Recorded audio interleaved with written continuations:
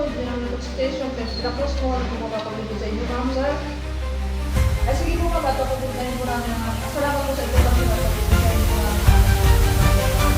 investigation tungkol sa natin.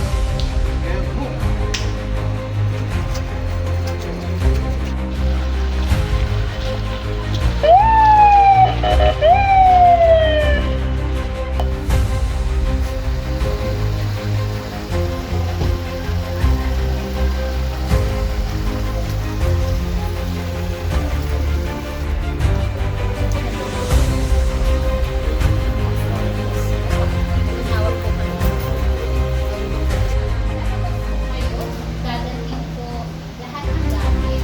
Wala na po magiging gamit. Okay po. So, ngayon po, yun po ang gagawin. Lalabas po. Okay po.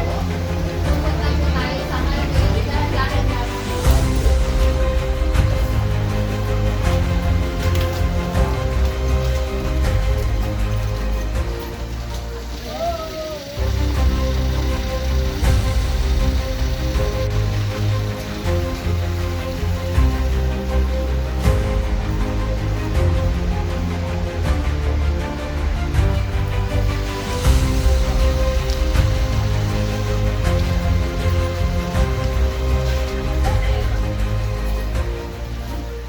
Sa Quezon EOD, kinanyuhin ko ba ito?